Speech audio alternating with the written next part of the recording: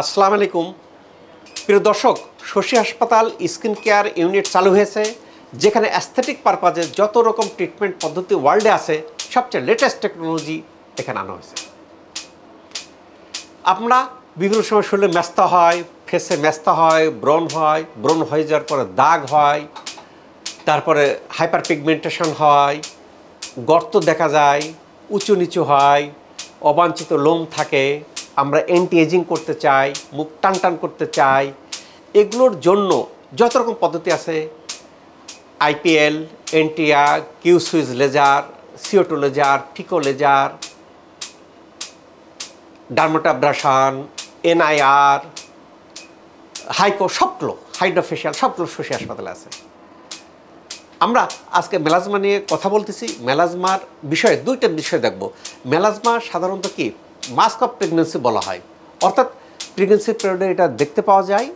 কারো কারো ক্ষেত্রে প্রেগনেন্সি ভালো হলে ভালো হয়ে যায়, কারো যদি বার্থ কন্ট্রোল পিল খান তাদের দেখা দিতে পারে। কেন এটা সাধারণত হয়? কেন হয়?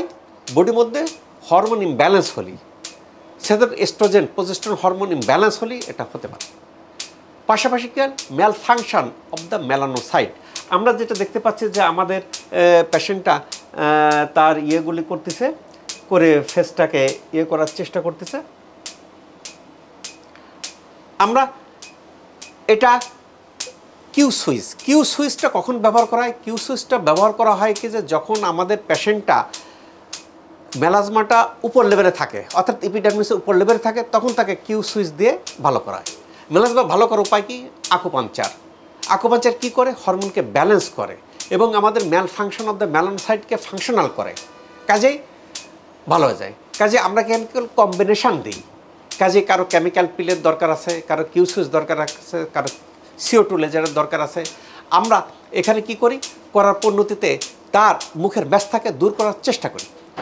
কারো ক্ষেত্রে কয়েকটা সেশনের দরকার আছে। যদি ইনি যেটা আমরা কিউ সুইচের মাধ্যমে করতেছি, যদি মেলাজমাটা ডেফার প্লেসে থাকে তখন তাকে CO2 করতে হয়।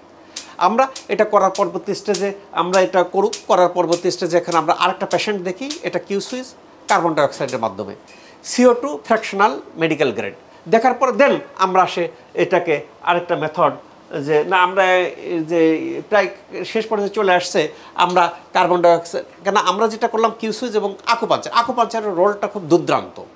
আমরা অনেকেই এই যে ম্যাস্তা খুব হতাশ হয়ে যায় যে ম্যাস্তা ভালো হয় না, ম্যাস্তা অনেকদিন যাবত ট্রিটমেন্ট করতেছি, কিন্তু এই ম্যাস্তা ভালো হওয়ার জন্য যেসব অথেন্টিক মেথড আছে সেই মেথড যদি আমরা অ্যাপ্লাই করি, ম্যাস্তা মুখ থেকে সরে যায়, ভালো হয়ে যায়। কেন আগে আমার মেকানিজমটা জানতে হবে। আর ম্যাস্তার সাথে ভিটামিন B12, ভিটামিন D3 খুব ওতপ্রোতভাবে জড়িত। এগুলো কম হলে, স্ট্রেস হলে, হরমোন ইমব্যালেন্স হলে ম্যাস্তা হতে পারে। আমরা এখন যেটা করব, আমরা এখন আকুপাঞ্চার দেব। আমরা কিউ সুইচ দিলাম, আকুপাঞ্চার দেব। আকুপাঞ্চারের মাধ্যমে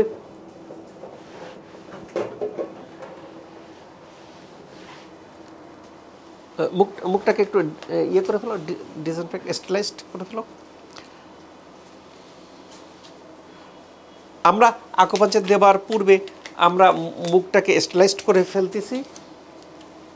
হ্যাঁ, ফেলে আমরা ম্যাস্তার ক্ষেত্রে আকুপাঞ্চারের একটা নির্দিষ্ট নিয়ম আছে কি, আকুপাঞ্চারটা সরাসরি আপনার 45 ডিগ্রি অ্যাঙ্গেলে দিতে হয়। একজন দক্ষ আকুপাঞ্চারটা বোঝে কেন আকুপাঞ্চার এবং লেজার দেওয়া হচ্ছে। কেন এটার ক্ষেত্রে দেখি এটা দাও আকুপাঞ্চার। আমরা এখন আকুপাঞ্চারটা দিচ্ছি।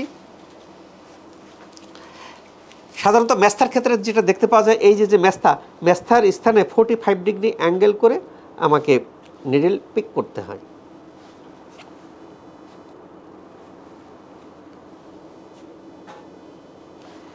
এই যে আকুপাঞ্চার দিচ্ছে, এখন আকুপাঞ্চার দেওয়ার কারণটা কি? কারণটা হলো আমরা জানি যে এখানে হরমোন ব্যালেন্স হয়, হরমোনকে ব্যালেন্স করতে আকুপাঞ্চার সহায়তা করে। দ্বিতীয় নম্বর, মেলানোসাইট ম্যাল ফাংশন হয়, ম্যাল ফাংশন হলে ঠিকমতো কাজ করতে পারে না পারে, তাকে ফাংশনাল করার ক্ষেত্রে আকুপাঞ্চার রোল প্লে করে। এই ক্ষেত্রে তবে এক্ষেত্রে দক্ষ হাতে দেওয়া প্রয়োজন, দক্ষ হাতে না দিলে হিতে বিপদ হতে পারে। এবং এটা 45 ডিগ্রি অ্যাঙ্গেলে দিতে হবে এপিডার্মিসের ভিতরে। আমরা এখানে ম্যাস্তার চিকিৎসার ক্ষেত্রে যেটা দেখলাম কি, এটাতে ব্যবহার করা হলো আপনার কিউ সুইচ এবং আকুপাঞ্চার। কোনো ক্ষেত্রে কেমিক্যাল পিল ব্যবহার করা হয়। তবে আমরা এখন যেটা ডিফার প্লেসে গেলেই আপনাকে কার্বন ডাইঅক্সাইড লেজার বা কার্বন ডাইঅক্সাইড ফ্র্যাকশনাল লেজার দেওয়ার প্রয়োজন পড়ে। আমরা এখন যাচ্ছি, আসলে শশী হাসপাতালের স্কিন কেয়ারটা দেখতে বিদেশিদের মতো লাগে, একটা বিদেশি স্থাপনার মতো লাগে, আপনার পিছনে দেখতে পাচ্ছেন। আমরা এখন যেখানে যাচ্ছি কার্বন ডাইঅক্সাইড লেজার বা ফ্র্যাকশনাল লেজারের মাধ্যমে মেলাজমা রিপেয়ার করতে।